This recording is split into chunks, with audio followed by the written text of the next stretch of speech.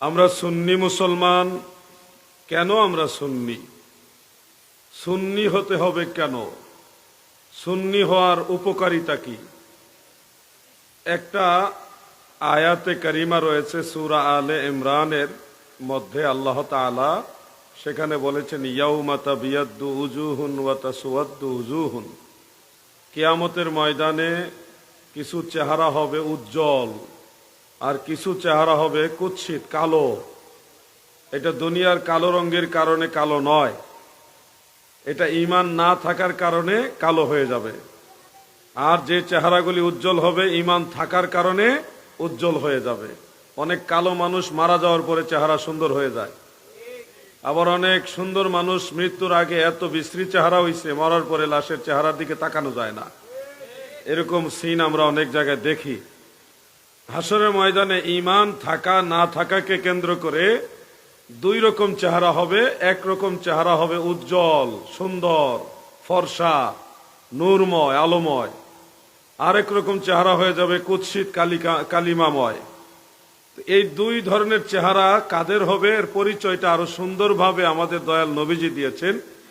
তাফসীরে দুররে মানসুরের মধ্যে হাফেজ Jalaluddin Suyuti রাহমাতুল্লাহ আলাইহি এই ব্যাপারে কয়েকটা হাদিস শরীফ উল্লেখ করেছেন, মারফু, মাওকুফ, মাকতু, কয়েক রকমের রওয়ায়াত। সেই রওয়ায়াতগুলির মূল খাস বক্তব্য হলো যে যাদের চেহারা উজ্জ্বল হবে, সুন্দর হবে, দয়াল নবীজি বলেছেন ইন্নাহুম আহলুস সুন্নাহ ওয়াল জামাআত। যারা সুন্দর চেহারার অধিকারী হবে তারা হবে আহলুস সুন্নাহ ওয়াল জামাআত। আর যাদের চেহারা কুৎসিত হবে, কালিমা যুক্ত হবে, দয়াল নবীজি বলেছে তারা হবে আহলুল বিদআহ। আহলুল বিদআহ, বিদআতি যারা তারা। তো আহলুল বিদআহ বলতে এখানে দুই রকম হইতে পারে। বিদআত প্রথমত দুই প্রকার, একটা হলো বিদআত ফিল ইতিকাদ, আরেকটা হলো বিদআত ফিল আমাল। অর্থাৎ প্রথমটা হলো আকীদার মধ্যে বিদআত প্রবেশ করা, আর দ্বিতীয়টা হলো আমলের মধ্যে বিদআত প্রবেশ করা। আকীদার মধ্যে বিদআত প্রবেশ করার অর্থ হলো যেই ধরনের আকীদা আল্লাহর নবী এবং সাহাবায়ে কেরাম রাখতেন না, নতুন করে একটা বিশ্বাস বা আকীদা ইসলাম ধর্মের মধ্যে প্রবেশ করে নেওয়া হয়েছে, প্রবেশ করানো হয়েছে। ওই নতুন মতাদর্শটাকে, আকীদাটাকে বলা হয় বিদআত ফিল ইতিকাদ, মানে বিদআতি আকীদা। উদাহরণ হিসেবে আপনাদেরকে বলি, রাসূল পাক এবং সাহাবায়ে কেরামের বিশ্বাস ছিল আমাদের নবী সর্বশেষ নবী, আমাদের নবীর পরে আর কোনো নবী আসবে না। কারণ দয়াল নবীজি বলেছেন লা নবিয়্যা বা'দি, আমার পরে কোনো নবী নাই। আল্লাহর নবী ডিরেক্ট নিষেধ করেছে আমি সর্বশেষ নবী, আনা খাতামুন নবিয়্যিন, আমি সর্বশেষ নবী। লা নবিয়্যা বা'দি, আমার পরে কোনো নবী নাই। এই নিরিখে সাহাবায়ে কেরাম, পরবর্তীতে তাবিঈগণ, তিনারা ধারাবাহিক সব মুসলমানেরা বিশ্বাস করেছে ইসলাম ধর্মের সর্বশেষ নবী, এই দুনিয়াতে আগত সর্বশেষ নবী হলো মুহাম্মাদুর রাসূলুল্লাহ সাল্লাল্লাহু আলাইহি ওয়াসাল্লাম। কিন্তু পরবর্তীতে একে একে দেখা যাচ্ছে নতুন নতুন নবী দাবিদার লোক আবির্ভাব হয়েছে। কেউ পুরুষ, কেউ মহিলা, বিভিন্ন ধরনের মানুষ নবী দাবি করা শুরু করেছে। এই যে দাবিটা, এই যে একটা বিশ্বাস, এই যে একটা আকীদা যে গোলাম আহমদ কাদিয়ানী বা অমুক ব্যক্তির নবী বা নবী হতে পারে, নবীর ছায়া নবী, নবীর প্রতিনিধি নবী, আংশিক নবী, এই যে একটা বিশ্বাস নতুন করে ইসলামের মধ্যে ঢুকেছে, এটাকে বলা হয় বিদআত ফিল ইতিকাদ। আকীদার মধ্যে, বিশ্বাসের মধ্যে বিদআত।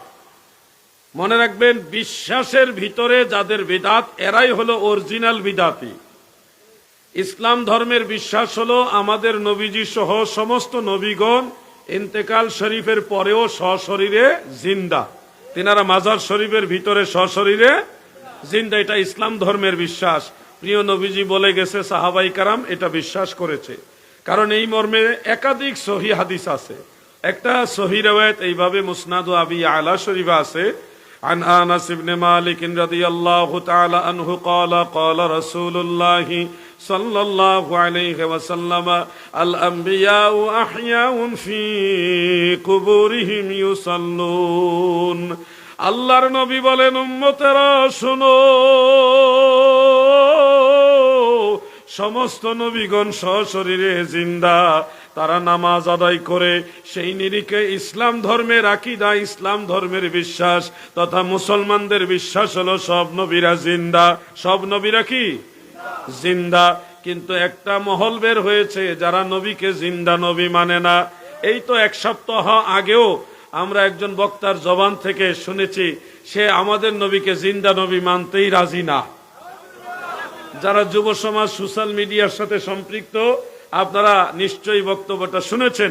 তারাও বড় বড় বক্তা, বড় বড় মুফাসসির, কিন্তু তারা কোরআন হাদিস পড়ার পরেও, ইসলামের অনুসারী মুসলমান হিসেবে দাবি করার পরেও তাদের বিশ্বাসের মধ্যে রয়েছে যে আমাদের নবী জিন্দা নবী না। তিনাকে বা অন্য নবীদেরকেও জিন্দা নবী তারা মানতে নারাজ। এই জন্য এই যে একটা নতুন বিশ্বাস ইসলামে প্রবেশ করছে যে নবীজি জিন্দা নবী না, এটাকে বলা হয় বিদআতি আকীদা। যাদের বিশ্বাসের ভিতরে বিদআত প্রবেশ করেছে এরা হলো অরিজিনাল বিদআতি। দ্বিতীয় প্রকার বিদআতটা হলো বিদআত ফিল আমল, আমলের ভিতরে বিদআত। আমলের বিদআতটা প্রাথমিক পর্যায়ে দুই প্রকার, একটা হলো বিদআতে হাসানা, আর একটা হলো বিদআতে সাইয়্যিআ। আমাদের সমাজে এক শ্রেণীর ভাইয়েরা বলে থাকেন যে বিদআতে হাসানা, বিদআতে সাইয়্যিআ এটা আলেমরা বানাইছে, আলেমরা ভাগাভাগি করছে।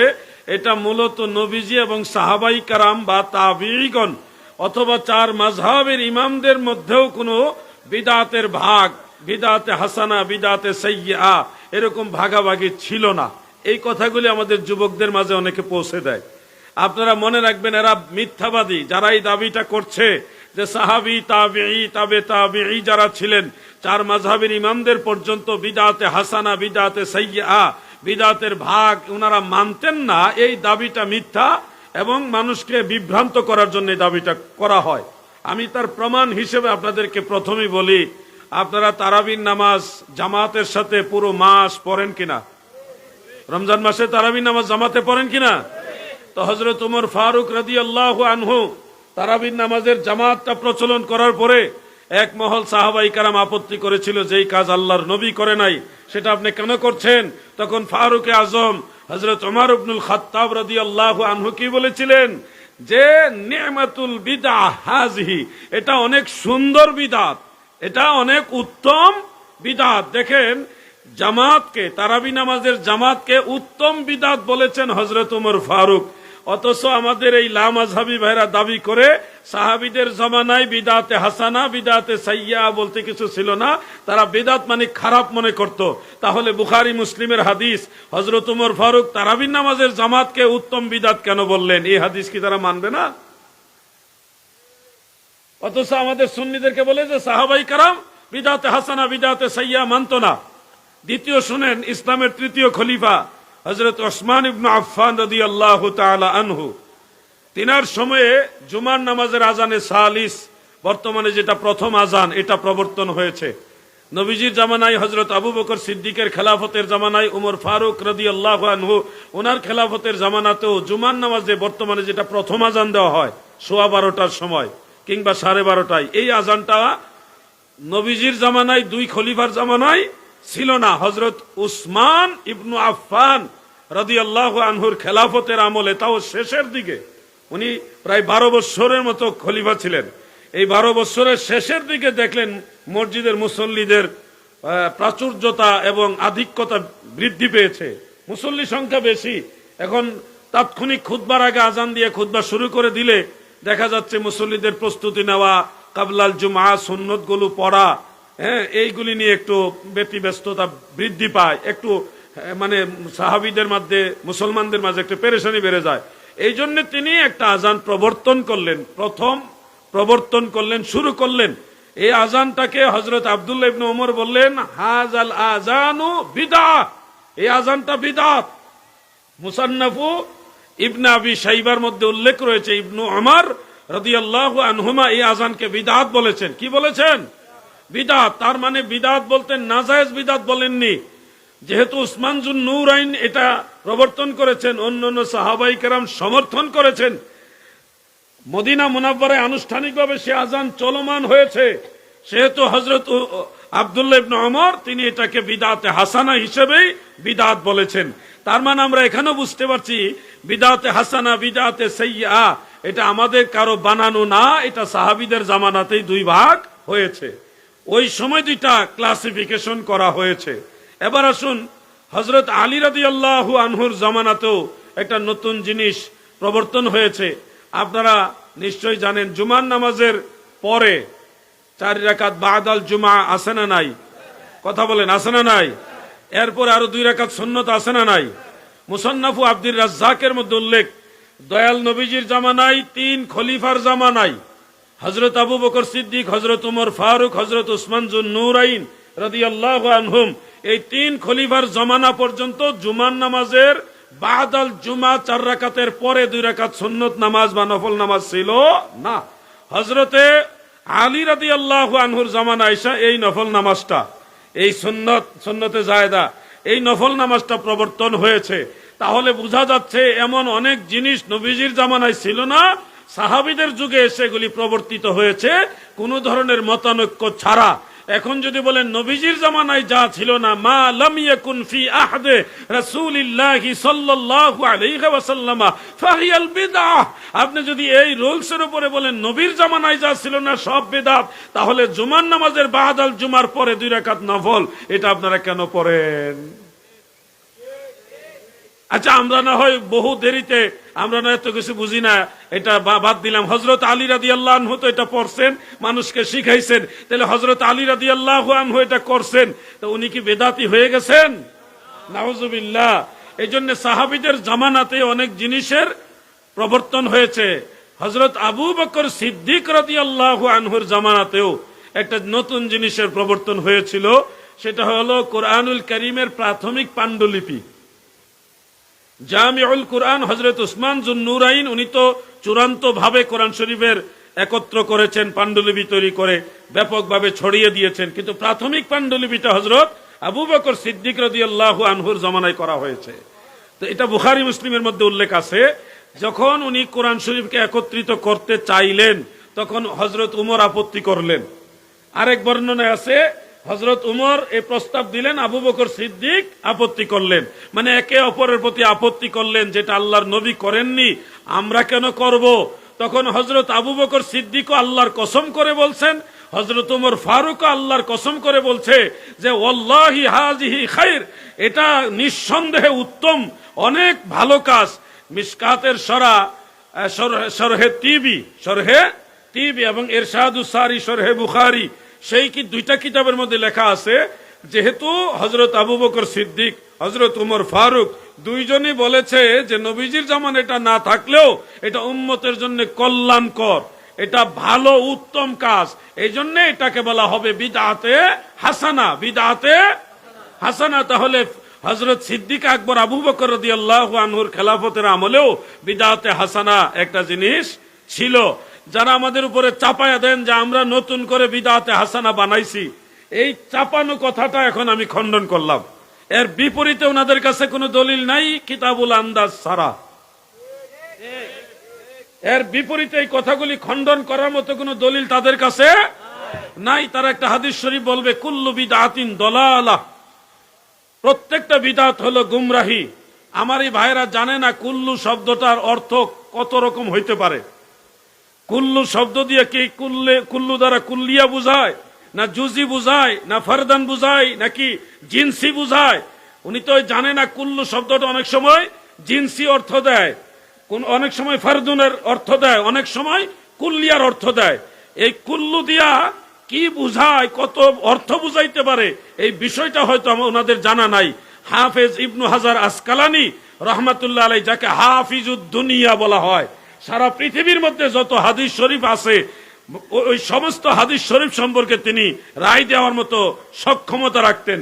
হাফিজুদ দুনিয়া, হাফিজুল হাদিস, হাদিস শাস্ত্রের মধ্যে উনি হাফিজুদ দুনিয়া। মারহাবা বলেন। ইমাম মুল্লা আলী কারি, তিনি ইমামুল হারামাইন, যিনি মক্কা মুকাররমা মদিনা মুনাওয়ারা 2 হারামের ইমাম ছিলেন, লক্ষাধিক হাদিসের সনদ সম্পর্কে ওনার হেফ ছিল, স্মরণ ছিল, এমনকি নাকেদ পর্যায়ের মুহাদ্দিস ছিলেন। তিনি মিরকাতের মধ্যে লিখেছেন, ইবনু হাজার আসকালানি ফাতহুল বারির মধ্যে লিখেছেন, ইমাম নববী লিখেছেন শরহে মুসলিমের মধ্যে, অন্যান্য কিতাবও লিখেছেন, যেটা শারহু মুহাজ্জাব সেই কিতাবের মধ্যে ইমাম নববী কথাগুলি নিয়ে আসছেন। এরপরে ইমাম নুরউদ্দিন আলী হালাবি রহমতুল্লাহ আলাইহির সিরাতে হালাবি একটা কিতাব আছে, সেখানে লিখেছেন কুল্লু বিদআতিন সাইয়্যাতিন দালালাহ, প্রত্যেকটা মন্দ বিদাত হলো গুমরাহি। প্রত্যেক ভালো বিদাত গুমরাহি নয়, প্রত্যেক মন্দ বিদাত হলো গুমরাহি। এখন ইমামরা যে বললেন, ভাগ করলেন, যে এখানে কুল্লু বিদাত দ্বারা শুধুমাত্র প্রত্যেক মন্দ বিদাতকে বোঝানো হয়েছে। ইমামদেরই ব্যাখ্যার পিছনে দলিল হলো আল্লাহ রসুলের হাদিস শরীফ। দয়াল নবীজি বলেছেন, মান সান্না ফিল ইসলামে সুন্নাতান হাসানা কানা লাহু আজরুহ, অর্থাৎ ইসলাম ধর্মে যদি কেউ ভালো জিনিস প্রবর্তন করে, যেই জিনিসটা নবীজির জমানায় ছিল না, পরবর্তীতে ইসলাম ধর্মে ভালো কাজ হিসেবে প্রবর্তিত হয়েছে, এরকম ভালো কাজের জন্য সওয়াব আছে, প্রতিদান আছে। সুবহানাল্লাহ। তাহলে এখানে বোঝা যাচ্ছে যে দুই ধরনের আবিষ্কার হবে, একটা ভালো আবিষ্কার আর একটা মন্দ আবিষ্কার। তো ভালো আবিষ্কারের জন্য সওয়াব আছে, আল্লাহর নবী বলেছে ভালো আবিষ্কারের জন্য সওয়াব আছে, মন্দ আবিষ্কারের জন্য গুনাহ আছে। এই যে দয়াল নবীজির হাদিস শরীফ, এটা সহিহ মুসলিম সহ সুনান ইবনে মাজা, মুসনাদু বাজ্জার বহু কিতাবে হাদিস শরীফটা আছে, সহিহ হাদিস। তো এই হাদিস থেকে বোঝা যায় দুই ধরনের আবিষ্কার। কয় ধরনের আবিষ্কার? একটা ভালো আবিষ্কার আর একটা খারাপ আবিষ্কার, মানে মন্দ আবিষ্কার। এই ভালো এবং মন্দ দুইটা পার্থক্য আল্লাহর নবী করে গেছেন। সাহাবীরা ওই আলোকেই বলেছে কোরআনের পান্ডুলিপি এটা ভালো। সাহাবীরা ওই আলোকেই তারাবির নামাজের জামাতকে বলেছে এটা ভালো বিদাত। সাহাবীরা ওই হাদিসের আলোকেই হযরত উসমান রাদিয়াল্লাহু আনহু কর্তৃক প্রবর্তিত আজানে সালিস জুমার প্রথম আজান যেটা, এটাকে বিদআতে হাসানা হিসেবে গ্রহণ করেছেন। সাহাবীরা হযরত আলী রাদিয়াল্লাহু আনহু কর্তৃক প্রবর্তিত জুমার নামাজের সর্বশেষ 2 রাকাত নফল নামাজকে ভালো হিসেবে গ্রহণ করেছেন। সাহাবীরা গ্রহণ করার পিছনে মূল দলিল হলো মদিনাওয়ালা, নবীজি গ্রহণ করেছেন। ওই দলিলের আলোকেই মুহাদ্দিসিনে কেরাম তিনারা বলেছেন কুল্লু বিদআতিন সাইয়্যাতিন দালালা, প্রত্যেকটা মন্দ বিদআত হলো গুমরাহি। আমার বিশ্বাস আপনারা আমার কথাগুলি বুঝতেছেন তো নাকি? এখন ধরেন তাবেঈদের জামানায় যাই, তাবেঈ যারা, তিনাদের জামানায় বিদআতে হাসানা এবং বিদআতে সাইয়্যা দুই ধরনের বিদআত রয়েছে। তাবেঈদের মধ্যে খলিফাতুল খামিস যাকে বলা হয়, হযরত ওমর ইবনু আব্দুল আজিজ রাহমাতুল্লাহ আলাইহি, তিনি কিন্তু অনেক প্রভাবশালী খলিফা ছিলেন, যিনি আহলে বাইত রাসূলকে খুবই শ্রদ্ধা করতেন। উমাইয়া খলিফাদের মধ্যে উনি এমন একজন খলিফা যিনি দয়াল নবীর বংশধর, নবীর আওলাদদেরকে তাজিম করতেন। হযরত ওমর ইবনু আব্দুল আজিজ রাহমাতুল্লাহ আলাইহি তিনি এসে একটা বিদআত প্রবর্তন করেছেন, যেটা বিদআতে হাসানা। সেই বিদআতটা হলো জুমার নামাজে একটা আয়াতে কারিমা আমরা তিলাওয়াত করি, ইন্নাল্লাহা ইয়া'মুরুকুম বিল আদলি ওয়াল ইহসান ওয়া ইতাই যিল কুরবা ওয়া ইয়ানহা আনিল ফাহশাই ওয়াল মুনকারি ওয়াল বাগয় ইয়াইযুকুম লাআল্লাকুম তাযাক্কারুন। এটা পড়ি না? এই আয়াতে কারিমা জুমার নামাজের খুতবার মধ্যে ছিল না। নবীজির জামানাতেও খুতবার মধ্যে এই আয়াতে কারিমা ছিল না। 4 খলিফার জামানাতেও খুতবার ভিতরে এই আয়াতে কারিমা ছিল না। হযরত ইমাম হাসান রাদিয়াল্লাহু আনহুর খেলাফতের আমলেও ছিল না, হযরতে আমিরে মুয়াবিয়া রাদিয়াল্লাহু আনহুর খেলাফতের আমলেও ছিল না। অনেক পরে যখন উমর ইবনে আব্দুল আজিজ খলিফা হয়েছে, তখন একটা মহল খুতবার ভিতরে আলে রাসূল হযরতে আলী মাওলা আলী রাদিয়াল্লাহু আনহু সমালোচনা ঢুকিয়ে দিয়েছিল। এই জিনিসটাকে বাদ করে দিয়ে হযরত ওমর ইবনে আব্দুল আজিজ কোরআনের আয়াতটাকে এখানে সেটিং করলেন, নিজের থেকে ইজতিহাদ করে খুতবার ভিতরে এটা ঢুকিয়ে দিলেন। এই জিনিসটাকে বলা হয় বিদআতে হাসানা। বিদআতে হাসানা, এই ব্যাপারে কারো কোনো দ্বিমত নাই, আছে নাকি? কারো কোনো দ্বিমত আছে? কারো বলতে আপনাদের কথা বলতেছি না, আপনাদের কথা বলতেছি না, যুগের ইমামদের কথা বলতেছি। যুগের এই 1400 বছরে কোন ইমামের কোন দ্বিমত এই ব্যাপারে নাই। আমাদের তো দ্বিমত করার কোনো সুযোগই নাই। আমরা মুকাল্লিদ, দ্বিমত করার যোগ্যতা যারা আছে তারা কেউ এটা নিয়ে দ্বিমত করে নাই। তার মানে নবীর জামানায় ছিল না, 4 খলিফার জামানায়ও ছিল না। এরপরে হযরত উমর ইবনে আব্দুল আজিজ রহমাতুল্লাহ আলাইহি উনি একজন তাবেঈ, তিনার জামানায় একটা জিনিস নতুন করে প্রবর্তন হয়েছে, এই জিনিসের বিরুদ্ধে কেউ কোনোদিন বলে নাই যে নবীর জামানায় ছিল না আমরা করব না। অথবা এই জমানায় যারা বলতেছে বিদআতে হাসানা বিদআতে সাইয়্যা এটা আলেমরা বানাইছে, সাহাবী তাবেঈদের জামানায় ভাগাভাগি ছিল না, তাদের কথাটাও বাতিল হিসেবে গণ্য হয়ে গেল। ভাই আমার, বন্ধুরা আমার, অনেক মাহফিলে গজল বেশি গায়, আজকে গজল বলবো না, এটা শিক্ষিত এলাকা। বাজারের ব্যবসায়ী ভাইয়েরা সবাই মিলে নবীর প্রেম বাগান সাজাইছে। বাজারে অনেক ধরনের ব্যবসায়ী আছে, অনেক মতের ব্যবসায়ী আছে, অনেক পথের ব্যবসায়ী আছে। সব ভাইদের উপকারের জন্য কিছু তাত্ত্বিক এবং দালিলিক কথা আপনাদের সামনে রেখে যাই। কোনো না কোনো এক সময় কথাগুলি আপনাদের কাজে লাগবে। রসিক বক্তা, মনোরঞ্জন দেওয়ার মতো বক্তা অনেক আছে, কিন্তু এই বিষয় এইভাবে বুঝাইয়া বলার বক্তার সংখ্যা কম আছে। দাদু গো, তাবেঈদের জামানায় আরেকটা গুরুত্বপূর্ণ বিদআতে হাসানা হলো জুমার নামাজের খুতবার ভিতরে 4 খলিফার নাম, খাতুনে জান্নাত মা ফাতেমাতুজ জাহরার নাম, ইমাম হাসান ইমাম হুসাইনের নাম, নবীজির 2 চাচার নাম সংযোজিত হয়েছে তাবেঈদের জামানায়। নবীজির জামানায় 4 খলিফার নাম খুতবাতে ছিল না, এমনকি 4 খলিফার জামানায়ও 4 খলিফার নাম খুতবাতে ছিল না, এগুলি সংযোজিত হয়েছে তাবেঈদের জামানায়। বলবে যে হাদি সাহেব আপনার এই কথাগুলি কোন কিতাবে আছে? ভাইরে, এই জন্যে তোমাকে কিছু কিতাব পড়তে হবে, বাংলা ছোটি বই না, অনুবাদ করা বই পড়ে সব জানা যায় না, কিছু আরবি কিতাব পড়তে হয়। আমি 2-3টা কিতাব সাজেস্ট করি। 1 নম্বর হলো ফতোয়ায়ে বাহরুর রায়েক পড়তে হবে, 2 নম্বরে রাদ্দুল মুহতার আলা দুররিল মুখতার সেই কিতাবটা পড়তে হবে, 3 নম্বরে আল ইতকান ফি উলুমিল কুরআন পড়তে হবে, 4 নম্বরে আল বুরহান ফি উলুমিল কুরআন সেই কিতাবটা পড়তে হবে, 5 নম্বরে মিরকাতুল মাফাতিহ শরহে মিশকাতুল মাসাবিহ। এই 5টা কিতাব পড়লে আমার সবগুলি কথা পেয়ে যাবেন। আর যদি আপনি কিতাবের ধারেও নাই বাংলা বই পড়েন, শায়েখ কইছে এটা বেদাত, কিতাবু শায়েখ নিয়ে বসে থাকেন, তাহলে আমার কথার সাথে আপনার কথার মিল হবে না। অমুক শায়েখ বলছে, আর অমুক শায়েখ বলছে এটা দলিল না, কিতাবে আছে কিনা ওটা শায়েখকে জিজ্ঞাসা করো, তাহলে সমাধান পাবে। শায়েখ বলতেছে যে আহলে হাদিসের এক লোক এক শায়েখকে, আহলে হাদিসের এক শায়েখকে প্রশ্ন করতেছে যে আমাদের অমুক শায়েখ বলছে এটা করা যাবে না, আপনি বলতেছেন করা যাবে, তাহলে আমরা কারটা নিব?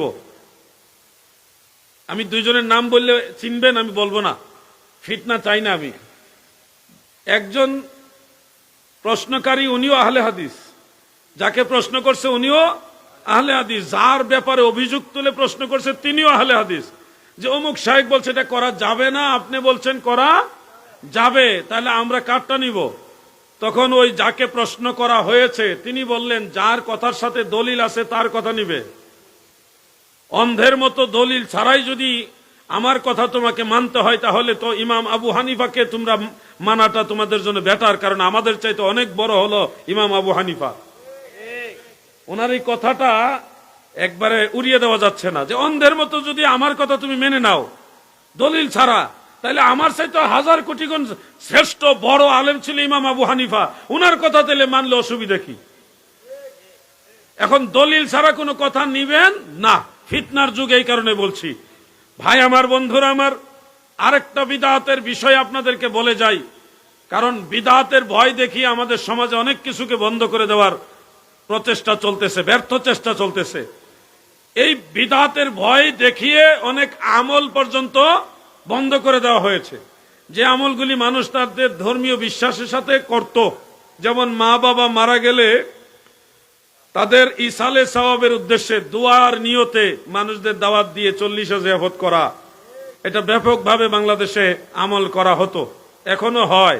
কিন্তু কিছু মানুষ এখন ভীত, সন্ত্রস্ত, তারা চিন্তিত, কারণ একটা মহল বলেছে এইভাবে বাপ মা মারা গেলে জিয়াফত করা যাবে না, এটা বিদআত। এই কারণে সামর্থ্য থাকা সত্ত্বেও পূর্বের মুসলমানরা এটার উপরে আমল করা সত্ত্বেও এখন কিছু লোক ভয়ে বিদাত হয় কিনা, গুনাহ হয় কিনা, এই ভয়ে তারা এই কাজটা থেকে বিরত থেকে, ওই টাকা আছে মৌলভী সাহেব বেদাত ভয় দেখাইছে, উনি কানে কানে গেছে আমরা মাদ্রাসা আছে, ছাত্ররা তো কষ্ট করে, ছাত্ররা দিয়া দেন গরু একটা কিন্না, আমরা দোয়া করে দেবো, আপনার আব্বা বেহেস্তে যাইব গা। বেহেস্তার ঠিকাদারিটা তো আবার ভালো পারে তারা, তো সন্তানই চিন্তা করে যে মাদ্রাসা দিয়ে দেই, ছাত্ররা খাইব, চিন্তাটাও ভালো। তো ছাত্রদের খাবারের বিরুদ্ধে তো আমরা না, আমরা নিজের বেলায় জায়েজ বানাই, অন্যের বেলায় বেদাত বানাই। কি মাস্টুরিটা শিখছি আমরা, আমাদের মাদ্রাসায় দিয়ে দিলে এটা জায়েজ হয়ে যাচ্ছে, একই কারণে মা বাবার জন্য। মা বাবার জন্য মাদ্রাসার হুজুররা খাবে, ছাত্ররা খাবে, ওইখানে খাওয়াইলে জায়েজ, কিন্তু মা বাবার জন্য আপনি সাধারণ মানুষকে খাওয়াইলে বেদাত। মাসআলা কি ভয়ঙ্কর মাসআলা, চিন্তা করছেন? মাদ্রাসায় গিয়ে দেখবেন হুজুরের শরীর সবচেয়ে মোটা, ছাত্ররা হ্যাংলা, না খাইতে খাইতে গালচাপা ভেঙে গেছে। কি কথা বে ঠিক নাকি? এরকম বহু মাদ্রাসা আমি দেখছি, ছাত্রদেরকে কোনো মতে এক টুকরা গুস্ত, ভাগ্য ভালো হইলে দুই টুকরা গুস্ত, ঠিক না হুজুর? আর হুজুরের প্লেটে কত টুকরা, এটা গনার কায়দা নাই। এইভাবে তারা মানুষদেরকে প্রভাবিত করে, ফতোয়ার ভয় দেখাইয়ে গরু ছাগল টাকা পয়সা লুটপাট করে নিজেরা ফেট মাজারে ঢুকাইতেছে। আর আপনি যদি মা বাবার জন্য মানুষদেরকে খাওয়ান, একবেলা খাবারের দাওয়াত দেন, তখন তারা বিভিন্ন যুক্তি দ্বারা করাবে, হ্যাঁ গরিবদেরকে খাওয়ায় না, ধনীদেরকে খাওয়ায়, ধনীদেরকে স্পেশাল খাওয়া। এটি কোনো কারণ হইল? আপনি যদি কোনো অসঙ্গতি দেখেন, তখন আপনি বলবেন যে এইভাবে খাওয়াবেন না, এইভাবে খাওয়ান। শৃঙ্খলার একটা পরামর্শ দিবেন, না দিয়ে বলতেছেন এই মহিলারা এসে খাইতো কি জন্য? কি মহিলারা ফ্যাট নাই নাকি?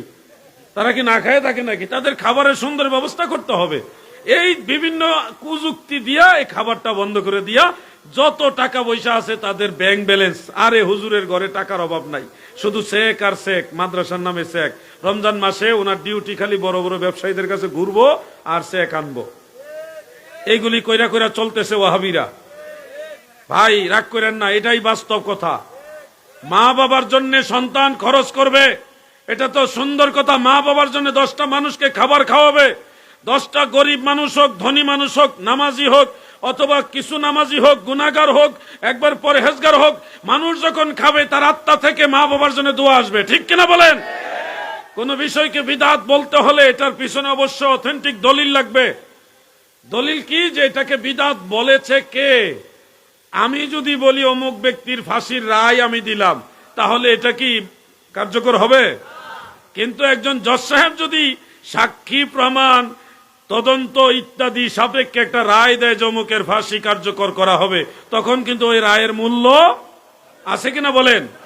তাহলে ভ্যান চালক, অটো চালকের রায়ের কোনো ভ্যালু নাই, কিন্তু জজ ম্যাজিস্ট্রেটের বিচারপতির রায়ের ভ্যালু আছে। ভাই আপনি যদি কোনো বিষয়কে বিদআত বলতে চান, আপনি বললে হবে না, ওই বিদআত বলার ক্যাপাসিটিওয়ালা কিছু ইমাম আছে, মুজতাহিদ আছে, বড় ইমাম আছে, যারা বিদআত রায় দেওয়ার জ্ঞান রাখে, অধিকার রাখে, যোগ্যতা রাখে। ওরকম কোন একজন মুজতাহিদ যদি বলে এটা বিদআত, তখন এটা বিদআত। আর তুমি সলিমুদ্দিনের ভোলা কলিমুদ্দিন কয়দিন বিদেশ ঘুরে আইছো, কিছু উল্টা ফাল্টা গ্রাম্য আরবি শিখছো, কিতাবের আগা মাথা বুঝো না। তুমি যদি হঠাৎ করে কই অমুক দেশ এটা নাই, বিদআত, এটা চলবে না। যে কোনো রায় দিতে হলে একটা যোগ্যতা লাগে। আল্লাহ যেন আমার সব ভাইকে বোঝার তৌফিক দেন, বলে না আমিন। আমার কথা বুঝতে আপনাদের কষ্ট হচ্ছে? আজকে কোনো গজল বলবো না, শুধু আলোচনা করব। আপনাদের এই তথ্যগুলি দিলে আমারও আনন্দ লাগবে, যেহেতু এটা শহর এলাকায় মাহফিল। আনোয়ারার প্রাণ কেন্দ্র, ভালো আছেন বসেন, আনোয়ারার প্রাণ কেন্দ্র এটা শহর, এখানে কিছু তাত্ত্বিক আলোচনা দরকার। আর শহর এলাকার মধ্যে সুন্নিরা তো আছে, বাতেলরাও তো আছে, বিভিন্ন ভাবে জ্বালাতন করে। এই জন্য এই ধরনের কথাগুলি আমি আপনাদের সামনে নিয়ে আসতে চাই। আচ্ছা আমি আপনাদের একটা প্রশ্ন করি, জানা থাকলে উত্তর দিবেন, না আইলে চুপ থাকবেন। সাহাবারে কি মা বাপ ময় মুরব্বী মারা গেলে তাদের জন্য মানুষে খাওয়াইতো?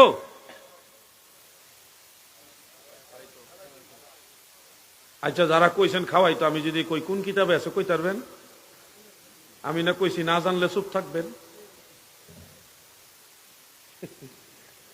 না আমরা হুজুরে কইছে, আমরা এটার পক্ষে জন্য কই তুই বোঝে এটা খাওয়াইছে নাকি? না এরকম না। না জানলে চুপ থাকবেন, ক্লিয়ারলি জেনে নেন। সাহাবাই কারাম কেউ মারা গেলে, কোনো মুমিন মুসলমান মারা গেলে তাদের পক্ষ থেকে ইন্তেকালের পরেও মানুষদেরকে খাবার খাওয়াইতো। দলিল কি? দুইটা কিতাবের মধ্যে এই হাদিস শরীফটা আছে। এক নম্বর হলো ইমাম আহমদ বিন হাম্বল রহমতুল্লাহ আলাইহের লেখা কিতাবুজ জুহুদ। এটা বেশি দিন আগের কিতাব না, 1200 বছরের আগের কিতাব। কয়শো বছর আগের? 1200 বছরের আগের কিতাব। সেই কিতাবে বিশুদ্ধ সনদে হাদিসটা উল্লেখ। দ্বিতীয় কিতাবটার নাম হলো হিলিয়াতুল আউলিয়া। নাম কি বলেন? ইমাম আবু নুআইম ইসপাহানী রহমতুল্লাহ আলাইহির লেখা। এটাও প্রায় 1100 বছরের আগের কিতাব। সেই কিতাবের মধ্যেও বিশুদ্ধ সনদে হাদিসটা উল্লেখ। হাদিসের মূল মতনটা হলো ইন্নাল মাউতা ইউফতানুনা ফি কুবুরিহিম সাবআ ফাকানু ইস্তাহিব্বুনা আন ইউতআমা আনহুম তিলকাল আইয়াম। মানুষ যখন মারা যায় গো, মারা যাওয়ার প্রথম 7 দিন কবরের মধ্যে খুব বেশি ফিতনার মধ্যে থাকে, কবরের মধ্যে খুব বেশি কষ্ট হয়, খুব বেশি কবরে আযাব হয় প্রথম 7 দিন। ফাকানু ইস্তাহিব্বুনা আইয়ুতআমা আনহুম তিলকাল আইয়াম। আমার নবীর সাহাবাই কারাম এই 7 দিনই ওই মৃত ব্যক্তির পক্ষ থেকে সামর্থ্য অনুযায়ী দুনিয়ার মানুষদেরকে খাবার খাওয়াইতো। উদ্দেশ্য হলো মানুষরে খাবার খাওয়াইলে তার আত্মা থেকে দোয়া করবে, সেই দোয়ার বদলতে তাদের কবরের আযাব হালকা হয়ে যাবে। ইমাম জালালউদ্দিন সুয়ুতি রহমাতুল্লাহ আলাইহি আল হাবিলিল ফাতাওয়ার মধ্যে এই হাদিস শরীফটা উল্লেখ করে উসুলে হাদিসের মানদণ্ডে হাদিসটাকে হুকমান মারফু এবং সহিহ হিসেবে উল্লেখ করেছেন। এবং তিনি বলেন, মানুষ মারা গেলে, মুমিন মুসলমান মারা গেলে তাদের রূহের মাগফিরাতের জন্য দুনিয়ার মানুষদেরকে খাবার দেওয়া মুস্তাহাব, সুন্নত, এটা সওয়াবের কাজ। যারা আয়োজন করবে, মানুষকে খাওয়াবে, তারাও সওয়াব পাবে। এবং যেই মানুষটার জন্য আয়োজন করা হবে সেই মানুষটাও আল্লাহর জান্নাতি হয়ে যাবে। তাহলে দলিল সহকারে বিষয়টা বুঝতে পারছেন? এবার আপনারা আমাকে বলেন, কোন মুমিন মুসলমান মারা গেলে তাদের আত্মার শান্তির জন্য সাহাবাই কারাম কি মানুষদের খাওয়াইছে? জোরে বলেন, খাওয়াইছে? এবার আমরা জানছি, দলিল সহকারে জানতে পারছি। চাইলে যে কেউ মানুষকে জবাব দিতে পারবো। আমি একজনকে জিজ্ঞাসা করি, যদ্দূর পারেন, যদ্দূর মনোযোগ আছে বলবেন, যে সাহাবাই কারাম যে মানুষকে খাওয়াইছে, 2টা কিতাবের নাম তো বলছিলাম, ওয়াজ তো খালি কইরে গেলে হবে না, এটা তো মনে থাকতে হবে।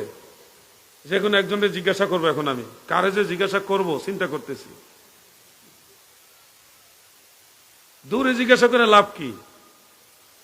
হুজুর আপনি বলেন, প্রথম কিতাবটার নাম কি? আচ্ছা, দ্বিতীয় কিতাবটার নাম মনে আছে হুজুরের? হিলিয়াতুল আউলিয়া। হিলিয়াতুল আউলিয়া। আচ্ছা, প্রথম কিতাবটার নাম কে বলতে পারবেন? ওয়াজ শুনলে হবে, মনে রাখতে হবে না। ওয়াজ তো শুনলেই হবে না, এটা তো মনে রাখতে হবে আপনাদের। কিতাবুজ জুহুদ। বলেন, কিতাবুজ জুহুদ। নাম কি? বলেন, কিতাবুজ জুহুদ। দলিল মুখস্থ করেন। আমি আজকে আসছি, একটু পরে চলে যাব। কালকে যদি একটা ভাইয়ের সাথে কথাটা নিয়ে একটু বাকবিতণ্ডা হয়, তখন আপনি দলিল দিতে হবে না। আমার আবার দাওয়াত করে আনবেন? এত দাওয়াত খাওয়ার তো টাইম নেই আমাদের তো আরো অনেক কাজ আছে। আপনারা প্রত্যেকে এই বিষয়গুলি নিজেদের ব্রেনে প্রবেশ করান, আপনারা মানুষদের বুঝাবেন। কিতাবুজ জুহুদের লেখককে ইমাম আহমদ। বলেন, ইমাম আহমদ বিন হাম্বল রহমতুল্লাহ আলাইহি। উনি কে জানেন? উনি ইমাম বুখারীর উস্তাদ। ইমাম বুখারীর উস্তাদ। বেশি জানতো না, 10 লক্ষ হাদিসের সনদ মুখস্থ জানতো। ওনার মাজার শরীফ আমি জিয়ারত করে আসছি, ইরাকের বাগদাদ নগরীতে ওনার মাজার। অনেক কষ্ট করে খুঁজতে খুঁজতে খুঁজতে খুঁজতে পাই না, জিজ্ঞাসা করতে করতে করতে করতে ক্লান্ত হয়ে গেছি, তারপরও হাল ছাড়ি নাই। এরপরে একজন লোকের মাধ্যমে সন্ধ্যার পরে গিয়া খুঁজা পাইছি। সন্ধ্যার পরে খুঁজা পাইছি, গিয়া দিই দরজা তালা, গেট তালা। তারপরে খাদেম সাহেবের নাম্বার ওয়ালে লেখা আছে, ওই নাম্বারে ফোন দিয়া ওনারা আনাইছি। এরপরে 2 কাজ জিয়ারত করে আসছি, হাল ছাড়ি নাই। ইমাম আহমদ বিন হাম্বল এত বড় একজন ইমাম, আবার কবে না কবে যাইতে পারবো, ওনার জিয়ারতটা করা উচিত, এজন্য করে আসছি। আল্লাহ কবুল করছে। আগামী জানুয়ারি মাসের প্রথম সপ্তাহে আবার ইরাকে গাউসে পাকের দরবার আমি যাব ইনশাআল্লাহ, একটা কাফেলা নিয়ে। কারবালার ময়দান, ইমাম হুসাইনের জিয়ারত, মাওলা আলী শেরে খোদার জিয়ারত, ফুরাত নদী, গাউসে পাক, ইমাম আজম, ইমাম আহমদ, ইমাম গাজ্জালি, ওনাদের জিয়ারতে এই সামনে জানুয়ারি মাসের প্রথম সপ্তাহে যাব। সবকিছু প্রসেসিং চলতেছে। এখনো আপনারা কেউ চাইলে আমাদের সফরের সঙ্গী হইতে পারেন যদি কারো এরকম ইচ্ছা থাকে। তো সেই ইমাম আহমদ বিন হাম্বল রহমাতুল্লাহ আলাইহি এই রিওয়ায়াতটা বর্ণনা করেছেন। তাহলে আমরা আমাদের মুরব্বীদের জন্য দোয়ার আয়োজন করব কিনা বলেন? বলেন না, করবেন কিনা? ফরিদপুর এলাকায় গিয়ে শুনি কিছু ইমাম সাহেবরা কত অলস, ইমাম সাহেবরা কত অলস, ওনারা ফতোয়া জারি করছে যে মা বাপ মুরব্বী মারা গেলে তাদের জন্য খাবারের আয়োজন করা যাবে, কিন্তু দোয়া করা যাবে না, খাইলে দোয়া করা যাবে না। এরা যে দোয়া কইরা একটু খাইবে এটা রাজি না, খাইতে রাজি, দোয়া করতে রাজি না। যশোরের সমস্যাটা আছে, ফরিদপুরে, মাদারীপুরে, রাজবাড়ী, ওইদিকে এই সমস্যাগুলো। আমি আশ্চর্য হয়ে গেলাম, ওনারা খাইতে রাজি, দোয়া করতে রাজি না। আমাকে প্রশ্ন দিয়েছে মাহফিলে যে এটা যে আমরা যে জিয়াফত করি, খাবার আয়োজন করি, এখানে কি দোয়া করা যাবে কিনা? আমাদের ইমাম সাহেবরা তারা বলছে দোয়া করা যাবে না, খাইলে দোয়া করা যাবে না, দোয়া করলে খাওয়া যাবে না। এই মাসালা ওনারা জারি করছে। আমি জিজ্ঞাসা করেছিলাম যে এটা দলিল আছে কিনা, এই মাসআলার পিছনে কোনো দলিল, কোনো কিতাবের হাওলা ওনারা দিছেনি। কো হুজুর, উনার তো কোনো কিতাবের নাম বলে নাই, তবে ওনারা বলছে খাইলে দোয়া করা যাবে না। এরপরে আমি গেলাম তাইলে এই মাসালা মানাও যাবে না। আমি একটা হাদিস শরীফ মনে ছিল, আপনাদের মনে করে দেয়। দয়াল নবীজির একজন সাহাবী ছিল, ওনার নাম আব্দুল্লাহ ইবনে বুসর। বলেন, আব্দুল্লাহ ইবনে বুসর বা বুসর বলি আমরা বাংলাতে। আব্দুল্লাহ ইবনে বুসর রাদিয়াল্লাহু আনহু তিনি বর্ণনা করেন, সুনানু আবি দাউদের মধ্যে উল্লেখ রয়েছে। মাশাআল্লাহ, আমাদের আলেম ভাইয়ের আরো আসছেন, ভালো আছেন আপনারা? মাশাআল্লাহ ভাইজান বসেন। আলেম ভাইদের দেখলে মনটা বড় হয়ে যায়। একটু জায়গা দেন, সাইপা সাইপা আমনে সামনে করেন না হুজুর, আর একটু সামনে চলে আসেন। তুমি এখানে বসেন। দয়া করে একটা হাদিস শরীফ পড়ছিলাম যে কোনো মজলিসে যদি আরেকজন ভাইকে, ওই পিছনে না, আপনি একটু সামনে আগান না ভাই, যান, সামনে জায়গা আছে তো, সামনে আগে যান। মফিজুল ভাই ওই দিকে বসেন, আরাম করে ওই দিকে বসেন, রিল্যাক্সে বসেন, আপনার চেহারা দেখা যায় না, তাহলে কেমন হইল? কোন একটা হাদিস শরীফে পড়েছিলাম, অনেক আগে পড়েছি, যে কোনো মজলিসে যদি কেউ একটু চেপে আরেকজনকে বসার জায়গা দেয়, এই কারণে হাসরের ময়দানে আল্লাহ তাকে জান্নাতে জায়গা করে দিবে। কাজটা কিন্তু একেবারে হালকা, সাধারণ একটা কাজ করছেন, একটু চাইপে আরেকজনকে জায়গা দিচ্ছেন, বসার জায়গা দিচ্ছেন, এটার উসিলে আল্লাহ আপনাকে জান্নাতে জায়গা দিবে। গুনাহগার হওয়া সত্ত্বেও কত দয়া আল্লাহ। আল্লাহ আমাদের সবাইকে আল্লাহর দয়ামুখী হওয়ার তৌফিক দেন, বলেন আমিন। আল্লাহুম্মা সাল্লি মারহাবা।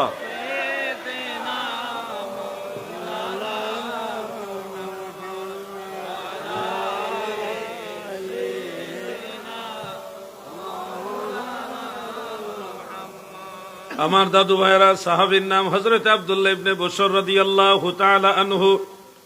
তিনার থেকে একটা riwayat ইমাম আবু দাউদ সিজিস্তানি রাহমাতুল্লাহ আলাইহি তার সুনানের মধ্যে উল্লেখ করেছেন, সহিহ riwayat।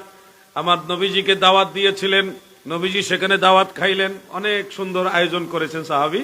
দয়াল নবীজি খাবার গ্রহণ করলেন। পরক্ষণে নবীজি দাঁড়ালেন যে চলে যাবেন, খাবার খাওয়া শেষ, নবীজি দাঁড়ালেন চলে যাবেন। ঠিক এই সময় আব্দুল্লাহ ইবনে বুসর রাদিয়াল্লাহু আনহু তিনার আব্বাজান বললেন, ইয়া রাসূলুল্লাহ, আমাদের জন্য একটু দোয়া করুন। আল্লাহর হাবিব ওই অবস্থায় দুই হাত আল্লাহর দরে বাড়াই দিয়েছেন, সুবহানাল্লাহ, এবং অনেকক্ষণ সময় লাগায় ওনাদের জন্য দোয়া করেছেন। তো এই হাদিস থেকে প্রমাণ হয়, কোন মজলিসে আপনারা যদি খান এবং যে সাহেবে দাওয়াত, ওনার যদি ইচ্ছা থাকে যে আমার জন্য একটু দোয়া করবেন, আমার মুরব্বীদের জন্য দোয়া করবেন, তাহলে খাবারের পরে দোয়া করা স্বয়ং আল্লাহর নবীর সুন্নত, সুবহানাল্লাহ বলেন। আর ওয়াহাবি মুল্লাহ সালাই দিছে বেদাত, খাইলে দোয়া করা যাইব না। চিন্তা করেন, এরা খাইতে রাজি, দোয়া করতে রাজি না। যেই মৌলভী সাহেব খাইবে কিন্তু দোয়া করবে না, তারা খাওয়াইয়া লাভ আছে? মা বাবার জন্য একটু দোয়া করবে, এটা রাজি না। আবার মাসালা নিজেরা বানাই লইছে যেন দোয়া না করতে হয়। গত 2 দিন আগে একটা বক্তব্য না, এই গত 2 দিন আগে দেখলাম মাওলানা ইমরান হুসাইন জিহাদি, কুমিল্লার একজন আলেম আছে, উনি কোন এক ভাইয়ের বাড়িতে মিলাদ শরীফ পড়তে গেছে, তো উনি কিয়ামে দাঁড়াইছে, অনেক সবাই দাঁড়াইছেন, একজন মৌলভী সাহেব উনি হইল ইমরান সাহেবের হাত ধইরা নিচে টাইনে বসাইলি তো স্যার জোর কইরা বসেন বসেন, উনি কয় যে দাঁড়ান অসুবিধা কি, আর উনি কয় না বসেন, এটা করা যাবে না করা যাবে না, এই লাগে গেছে ঝগড়া। আল্লাহর নবীর মিলাদ তাদের পছন্দ না, আল্লাহ রসুলের সালাতু সালাম পছন্দ না, নবীজিকে সালাম দিলে তাদের কাছে এটা জায়েজ মনে হয় না। কিন্তু তারা 40 দিন ঘুরে বস্তা লইয়া ব্যাগ লইয়া বিভিন্ন জায়গায়, এই 40 দিনের চিল্লাও তো সাহাবাই কারাম বিভিন্ন মসজিদে মসজিদে দেয় নাই। এই জিনিস তোমরা বানাইলা, এটা জায়েজ। আর নবীজির সালামের কথা আল্লাহ নিজে বলছে ওয়াসাল্লিমু তাসলিমা, সেটা বিদআত। যারা নবীর সালাম পছন্দ করে না এরা নবীর দুশমন, ঠিক কিনা বলে?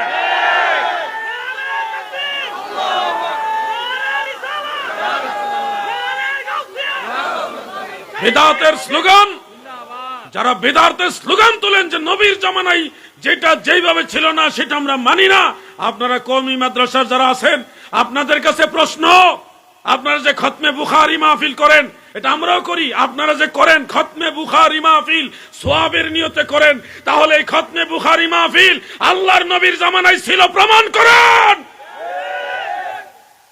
3 দিনের সিল্লা 40 দিনের সিল্লা যে সিস্টেম আপনারা করেন, আলেম ভাইদেরকে বলছি নবীর জামানায় মিলাদ এইভাবে ছিল না, এই জন্য বিদআত। নবীর জামানায় 3 দিন 40 দিন 120 দিনের সিল্লা এইভাবে ছিল, প্রমাণ করেন। নিজের বেলায় তো জায়েজ বানাই নিছেন। সরমুনাই দরবারে একটা বই আছে, বইয়ের নাম 21 সবক। কয় সবক? 21 সবক। চিশতিয়া সাবিরিয়া তরিকার নিয়ম অনুসারে ওনারা 21টা সবক ওনাদের মুরিদান ভক্তদেরকে দিয়ে থাকেন, দিতেই পারেন। এখন আপনি বলছেন নবীজির জামানায় যা ছিল না তা মানি না, নবীজির জামানায় যেইভাবে যেই জিনিস ছিল না তা মানি না, বিদআত। আপনি মিলাদুন নবীর বিরোধিতা করছেন। আপনার যুক্তিতে আপনাকে যদি প্রশ্ন করি 21টা সবক নবীজির জামানায় এইভাবে ছিল কিনা, উত্তর কি হবে বলেন? ছিল না। তাহলে তো এটা জায়েজ হলো কিভাবে? আমাদের চরমনার ভাইরা কওমি মাদ্রাসার অনেক ভালো ভালো আলেমরা, কোন আলেমদের বিরোধিতা আমি করি না, কিন্তু বুঝানোর জন্য প্রশ্ন রাখছি, সম্মানের সাথে প্রশ্ন রাখছি, বিরোধিতার জন্য নয়, বুঝানোর জন্য। আপনারাও একটা জিকির করেন, আমাদের তরিকতের মাশায়েখরাও অনেকে জিকিরটা করে, সেটা হলো ইল্লাল্লাহ ইল্লাল্লাহ ইল্লাল্লাহ ইল্লাল্লাহ। এই জিকির আমরাও করি, আপনারাও করেন। ও ভাই, নবীজির মিলাদের ব্যাপারে আপনারা প্রশ্ন তুলেন, এইভাবে মিলাদ সাহাবারা পড়েনি, অতএব এটা বিদআত। তাহলে ইল্লাল্লাহ ইল্লাল্লাহ জিকির এইভাবে সাহাবারা করছেনই, প্রমাণ করেন। আর যদি না দেখাইতে পারেন তাহলে আপনারা কেন ইল্লাল্লাহ জিকির করেন সেটার জবাব আপনাদের দিতে হবে, ঠিক কিনা বলেন? আমরা সুন্নি মুসলমান সলফে সালিহিনকে অনুসরণ করি, সেই নিরিখে জানি বিদআত 2 ধরনের, একটা বিদআতে হাসানা আর একটা বিদআতে সাইয়্যিআ, একটা ভালো বিদআত আর একটা মন্দ বিদআত। রাসূল করিম সাল্লাল্লাহু আলাইহি ওয়াসাল্লামের মিলাদ আহলুস সুন্নাহ ওয়াল জামাতের ইমামদের ফাতাওয়া মোতাবেক এটা বিদআতে হাসানা হিসেবে মুস্তাহাব সওয়াব। তিনারা সবাই বলেছেন ইউস্তাহাব্বু লানা ইজহারু শুকরে বিমাউলিদিন নবী সাল্লাল্লাহু আলাইহি ওয়াসাল্লাম। আল্লাহর শুকরিয়া আদায়ার্থে এইভাবে মিলাদ পড়া এটা আমাদের জন্য মুস্তাহাব সওয়াবের কাজ, জায়েজ জায়েজ জায়েজ। এটা আমরা বলিনি ভাই, আমাদের বলার ফতোয়া দেওয়ার সে যোগ্যতা নাই, আমাদের ইমামরা বলছে। 1 জন 2 জন আর 4 জন 5 জন ইমাম বলে নাই। আমার জানা মতে প্রায় 150 ইমাম, যাদের মধ্যে হাফেজুল হাদিস আছে, যাদের মধ্যে মুজতাহিদ আছে, যাদের মধ্যে মুজাদ্দিদ আছে, যুগের বড় নাকেদ পর্যায়ের মুহাদ্দিস আছে, এরকম 140 জনের বেশি, প্রায় 150 ইমাম মুজতাহিদ হাফেজুল হাদিস, ওনারা বলছে মিলাদুন নবী মুস্তাহাব সওয়াবের কাজ। আমরা আমাদের ইমামদের কথা মানি, কিন্তু যারা বিরোধিতা করতেছেন আপনাদেরকে কে বলছে এটা বিরোধিতা করতে? নিশ্চয়ই ইবলিস, নাইলে তো আহলুস সুন্নাহ ওয়াল জামাতের কোন ইমাম তো এটা বিরোধিতা করেনি। আমার খুব দুঃখ লেগেছে এই ভিডিওটা দেখে। আব্দুল সাত্তার ভাইয়ের কাছে ভিডিওটা আছে কিনা সংগ্রহ করে রাখবেন, ওয়াকার ভাইয়ের কাছে আছে, এই ভিডিওগুলো ছাড়বেন।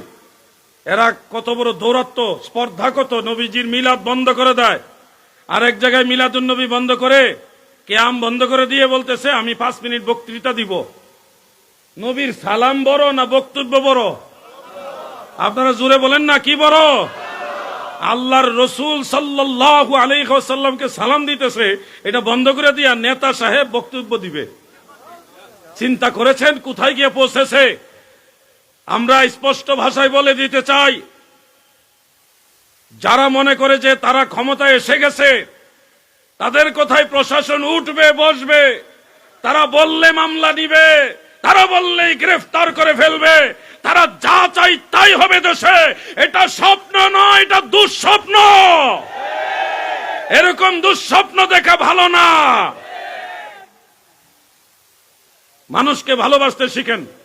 অতীতে অনেকেই স্বপ্ন দেখেছিল যে এই দেশ থেকে অলি আল্লাহ সব উৎখাত করে দিবে, পীর মুর্শিদ মিলাদ কিয়াম দোয়া মুনাজাত সব বন্ধ করে দিবে।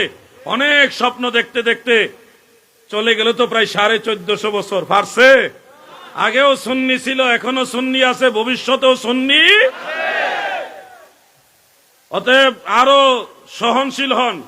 ক্ষমতা পাওয়ার আগে যদি এত কিছু করেন, তাহলে তো মানুষ যে কয়টা ভোট দিত, নিয়ত করছিল, ও নিয়ত ভাঙে ফেলবে নাকি ভাই? আমি কোনো অযৌক্তিক কিছু বলতেছি? আমি গালাগালিও করছি না, আমি আপনাকে নিন্দাচারও করছি না, আমি লজিক্যাল কথাগুলি বলছি। আপনি যখন আমার দয়াল নবীর মিলাদ বন্ধ করে দিবেন, আমি আপনাকে চুমা দিয়ে ভোট দিব? আপনাকে সংসদে পাঠাইবার জন্য সহযোগিতা করব? আপনি জনগণ হিসেবে আমাদেরকে ভালোবাসেন, দয়াল নবীজিকে সালাম দেওয়ার জন্য ক্ষেত্র তৈরি করে দেন, তখন আপনার প্রতি মহব্বত পয়দা হবে। এমনি তো ভোট দিয়ে দেবো আপনারে। কথা বুঝছেন না? ভালোবাসা দিলে ভালোবাসা পাওয়া যায়। বেড়ারা ক্ষমতা যাওয়ার আগে যে একটা অত্যাচার, বেহেশতের টিকিট বিক্রি করা শুরু করছে। কোথায় যাব আমরা? আচ্ছা বলেন, বেহেশতের টিকিট দেওয়ার ক্ষমতা আমাদের কোনো আলেমের আছে? আমরা আপনাদেরকে বেহেশতের রাস্তা দেখাইতে পারবো কোরআন হাদিসের আলোকে, যে এইভাবে আমল করেন জান্নাতে যাইতে পারবেন, কিন্তু গ্যারান্টি দিয়ে বলতে পারবো না যে অমুকে বেহেশতি। গ্যারান্টি দিলে ভুল হবে। এটা আমরা বলতে পারবো অমুক কাজটা বেহেশতি কাজ, এই আমলটা জান্নাতে যাওয়ার আমল, এই আমলটা জাহান্নাম থেকে বাঁচার আমল, এই পথে চললে আপনি জান্নাতে যেতে পারবেন, ওইটা বলে দিতে পারবো, কিন্তু অমুক ব্যক্তি জান্নাতি এটা বলতে পারবো না। আল্লাহ যেন আমাদের ভাইদের বুঝার তৌফিক দেন, বলেন আমিন। এদিকে মানিকগঞ্জে বাউলদেরকে পিড়াইতে পিড়াইতে খালের মধ্যে নামাইছে। হ্যাঁ, বাউলদের যে বক্তব্যের কারণে মামলা হয়েছে, সেই বক্তব্যটা ঘৃণিত, প্রত্যাখ্যাত, এবং এটা অবশ্যই প্রতিবাদযোগ্য। আল্লাহ তাআলার শান ও আজমতের ব্যাপারে এই ধরনের শব্দ চয়ন গ্রহণযোগ্য না। সেই নিরিখে যেই মুফতি সাহেব মামলা করেছেন, প্রশাসনের কাছে দ্বারস্থ হয়েছেন, আমরা তার সাথে সহমত পোষণ করছি, তাকে সাধুবাদ জানাই। কারণ আল্লাহর ব্যাপারে, আল্লাহর নবীর ব্যাপারে, ইসলামের মৌলিক ব্যাপারে কোন ধরনের কনসিডার করা যাবে, এবং সাথে সাথে ইসলামের সৌন্দর্য হলো তাকে ফিরে আসার, ভুলটা সংশোধন করারও সুযোগ দিতে হবে। একটা ভুল করলেই যদি তাকে ফাঁসি দিয়ে দিতে হবে, এর চেয়ে বড় বড় ভুল তো আপনার আর হুজুররা করছে, ওগুলি কি করবেন? মানুষকে সংশোধনের সুযোগ দেন, মানুষকে ভালোবেসে তাকে ফিরে আসার, সঠিক জিনিসটা গ্রহণ করার সুযোগ দিতে হবে, ঠিক কিনা? আইনের মাধ্যমে, ধারাবাহিক শৃঙ্খলার মাধ্যমে, সিস্টেমে তার একটা বিচার হবে, তারপর একটা সমাধান হবে, তার ফিরে আসাটা, ইমানে পরিপূর্ণ রাস্তায় ফিরে আসাটাই হলো আমাদের চাওয়া। এখন আপনি তার অনুসারীদেরকে পিটাইতে পিটাইতে খালে নামাইবেন, পানিতে লাফাই পড়তেছে জান বাঁচাইবার জন্য, তাহলে আপনি আর মামলা করছেন কি জন্য? আইনের কাছে দ্বারস্থ হয়েছেন কেন? আপনি তো নিজেই আইন হয়ে গেছেন। এখন প্রশাসনের কাছে আপনি মামলা করলেন, আইনের কাছে সহযোগিতা চাইলেন, এখন যে নিজেই ফিডান শুরু করেন, তাহলে তো আপনি আইন হাতে তুলে নিলেন। তাহলে তো আইনের কাছে মামলা করে, প্রশাসনের কাছে মামলা করার কোনো লাভ হইল না। এই জন্য বলছি, ইসলাম কোন উগ্রতা পছন্দ করে না। জেহাদ যদি হয় তাহলে জেহাদ ঘোষণা করেন, জেহাদ ঘোষণা না করে কারো গায়ে হাত দেওয়া যাবে? সে যদি নাস্তিক হয়, সে যদি বিধর্মীয় হয়, তার গায়ে হাত তোলার অধিকার আমার নাই। আইন হাতে তুলে নেওয়ার কোন সুযোগ নাই। আল্লাহ তাআলার দয়ায় আমরা দ্বীন ইসলামের মধ্যে আছি, শান্তির ধর্মে আছি। সবচেয়ে উত্তম ধর্মে, একমাত্র মনোনীত ধর্মের মধ্যে আমরা আছি। এই জায়গা থেকে আমাদের কাছে হিন্দু ভাইরা নিরাপদ থাকতে হবে। অন্য ধর্মের যারা আছে তাদেরকেও আমরা তাদের ধর্ম পালনের স্বাধীনতা দিতে হবে। আমরা তাদের ধর্ম পালন করব না, কিন্তু তাদের কাজে বাধা দিতে পারবো না। আমরা আমাদের ধর্মের কথা বলবো, আল্লাহ যাদেরকে কবুল করে তারা হেদায়েতের দিকে আসবে, কিন্তু কারো ধর্মের ব্যাপারে বাড়াবাড়ি করা যাবে। আল্লাহ রসুলের জামানায় তো অনেক বিধর্মী আরব, সৌদি আরব যেটা জাজিরাতুল আরবে ছিল, ইহুদিদেরকে মদিনা শরীফ থেকে বের করে অন্য জায়গায় বসবাস করার সুযোগ দিছে না? খাইবরের যে যুদ্ধটা, এই যুদ্ধের ইতিহাসটা পড়েন। বিধর্মীদেরকে তাদের অবস্থানে বসবাস করার সুযোগ আল্লাহর নবী দিয়েছে। ইসলাম রুক্ষতা উগ্রতা পছন্দ করে না। কি একটা অবস্থা, মারতে মারতে মারতে মারতে মানুষগুলোরে নিয়ে খালের মধ্যে ফেলাইছে। কেন? এরা মানুষ না। উগ্রতাই যদি দেখাইতে হয় তাদের পক্ষ তো লাঠি আসবে, তখন দেশের মধ্যে দুই পক্ষ রাস্তায় নেমে গেলে এটা একটা অশান্তি তৈরি হবে না? আইন মানছেন, আইনে মামলা করছেন, আইনের নিয়ম মোতাবেক এটা চলবে। এর মধ্যে আপনারা যোগাযোগ করেন না, তাদের সাথে কথা বলেন না, দেখেন না এর মধ্যে তারা ভুল স্বীকারও তো করতে পারে কিনা ভাই? ভুল তো হয়, সে ভুলটা সংশোধনের সুযোগ দিতে হবে। আল্লাহ তাআলা আমাদেরকে ঈমানের সঠিক মেসেজটা মানুষের কাছে পৌঁছানোর তৌফিক দেন। বলেন আমিন। সবাই বলেন আমিন। কেউ কথাগুলি না বললেও আমার কেন জানে বলতে মনে চায়। দিন শেষে একটা কথা মনে রাখবেন, তাদের আকীদার সাথে, বাউলদের আকীদার সাথে আমাদের আকীদার অনেক বেশ কম। বাউলদের মানহাজের সাথে আমাদের মানহাজ অনেক বেশ কম। এরপরেও তারা মানুষ, তাদেরকে সঠিকটা বুঝাইবার দায়িত্ব আপনার। সঠিক না বুঝায় এর আগে যদি তাকে লাঠি দিয়ে পিটাইয়া পানিতে নামান, তাইলে ইসলাম ধর্ম সম্পর্কে খারাপ ধারণা সে নিবে। বলবে ইসলামের মানুষগুলি কি ভয়ঙ্কর, তারা ইসলাম থেকে আস্তে আস্তে আরো দূরে সরে যাবে। তাদের তো ইসলামের আদর ভালোবাসা দেখাইলেন না। ভালোবাসার মাধ্যমে বিশ্ব জয় করা যায়। আপনারা কি বেজার হয়েছেন? আমরা তাদের ওই বক্তব্যের পক্ষে না, এটা আমরা ওই আলেমদের পক্ষে যারা মামলা করছে। কিন্তু তারা যেই কাজটা গতকাল করেছে, বাউলদেরকে পিটাইতে পিটাইতে নিয়ে খালের মধ্যে ফেলছে, এটার পক্ষে আমরা না। এইভাবে কয়দিন পরে মাজার ভাঙবো, কয়দিন পরে দরবার ভাঙবো, অন্যদের বিরুদ্ধে যাবো। আরে ভাই, আইন প্রশাসন থাকতে যদি আপনি নিজেই লাঠি হাতে নেন, তাইলে আর আইনের আশ্রয় নেওয়ার অর্থ হইল কি? আমার আল্লাহর ব্যাপারে আবে হালা শব্দ ব্যবহার করে নাই দেশ অনেকে, কি করে নাই? মা খাদিজাতুল কুবরা সম্পর্কে এমন শব্দ চয়ন করেছে যেগুলি উচ্চারণ করতে আমাদের ভয় লাগে। তখন তো কেউ কোনো কিছুই বললেন না। হিন্দি ফিল্মের গান, ছায়াছবির গান মঞ্চের মধ্যে যখন বলা হয়, তখন ধর্মের উপরে আঘাত আসে না? তখন ভালো লাগে। একটার পর একটা মিথ্যা কথা বলতেছে 1990 সাল নিয়ে। 1990 সাল। আর ডোনাল্ড ট্রাম্প, হাদিস শরীফে ট্রাম্পের নাম আছে কইতেছে, কোরআন শরীফ থেকে ফেসবুকের দলিল দিতেছে। কে ওই সময় কোরআন হাদিসের ইয়ে হয় না, অবমাননা হয় না? এটার পিছনে একটা কারণ আছে।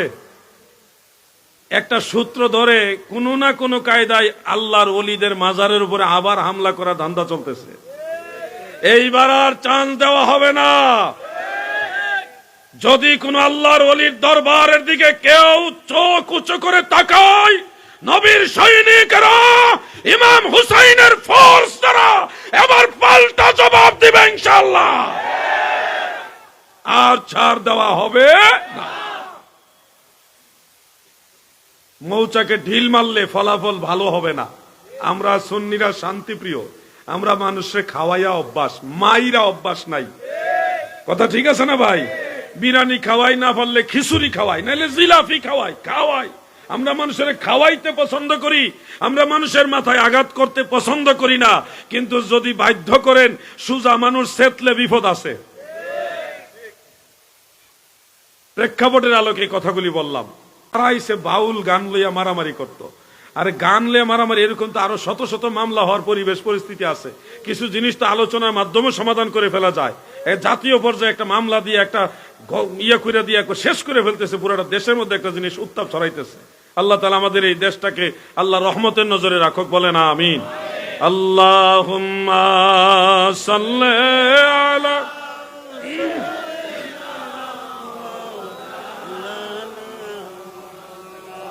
ওয়া আলা আলি সাইয়্যিদিনা।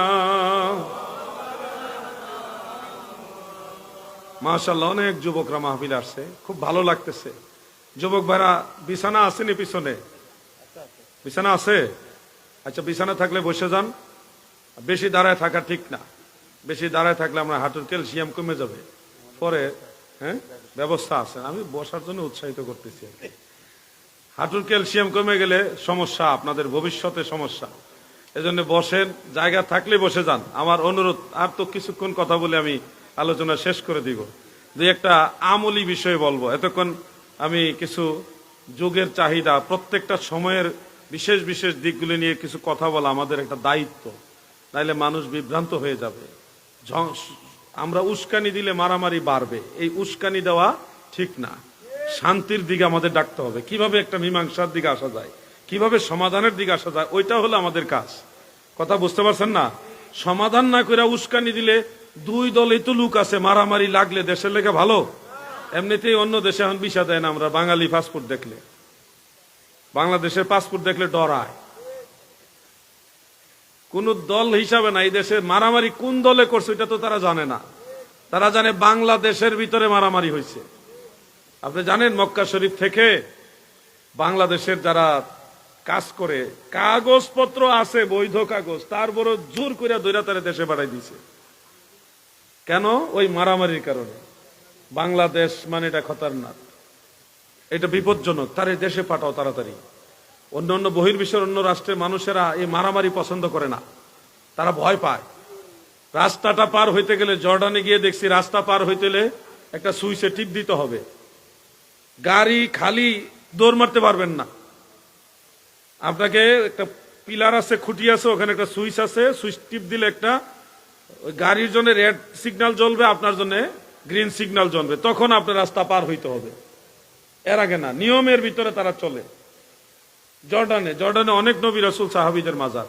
ফিলিস্তিন যাওয়ার আগে জর্ডান যাইতে হয়, কারণ জর্ডানের অনুমতি ছাড়া আপনি ফিলিস্তিন যেতে পারবেন না।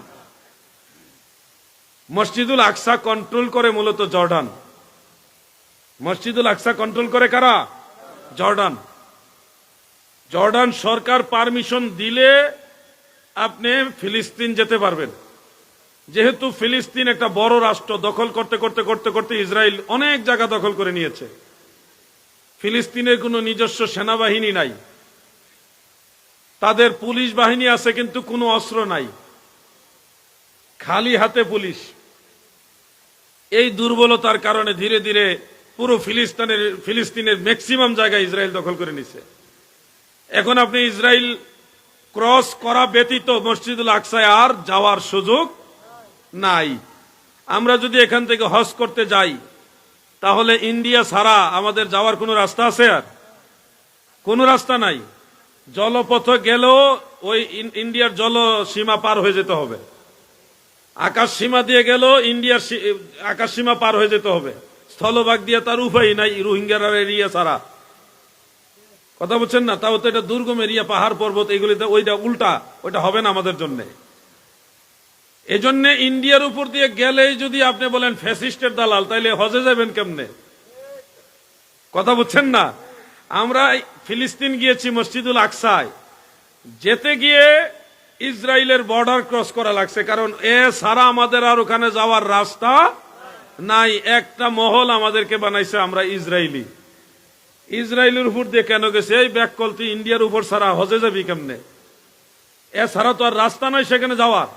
যদি আমি আলাউদ্দিন জেহাদি ফিলিস্তিন না যায়া তাদের এক শায়েক গিয়ে ওখানে দাঁড়াইতো, তারা তো কি পরিমাণ যে তারে ইয়ে করতো, হাইলাইট করতো। আর আমরা সুন্নিরাই তো আমাদের বিরুদ্ধে ইয়ে করছে। কেন ফিলিস্তিন গেলাম, কেমনে গেলাম, এই ডরাইতেছে। আমরা সুন্নিরা বেশি ডরায়, ভালো কাজেও ডরায়। ফিলিস্তিন থেকে আসার সময় আমাদের সুন্নি জামাতের লিডাররা পর্যন্ত আমাদের সাথে যোগাযোগ করে না, ডরে। এরা নিয়ে আবার ফাইসা যায়, এরা নিয়ে কোনো সমস্যার পরে। আমাদের লিডাররা, বিগ বিগ লিডাররা পর্যন্ত আমাদের খোঁজ খবর নেয় না, ভয় পায়, আমরা ফোন দিলে ধরে না। তখন তো আমরা বুঝলাম সমস্যাটা, তারা ভীত। এরপরে পুরো বিষয়টা আমরা নিজেরাই হ্যান্ডেলিং করছি, কারণ আমরা তো অবৈধ না, আমরা টোটালি বৈধ, কাগজপত্র সব ওকে। কোনো একটা জায়গাও আমরা ইলিগেল যাই নাই, লিগালি আমরা সেখানে গেছি, সব কাগজপত্র দেখাইছি।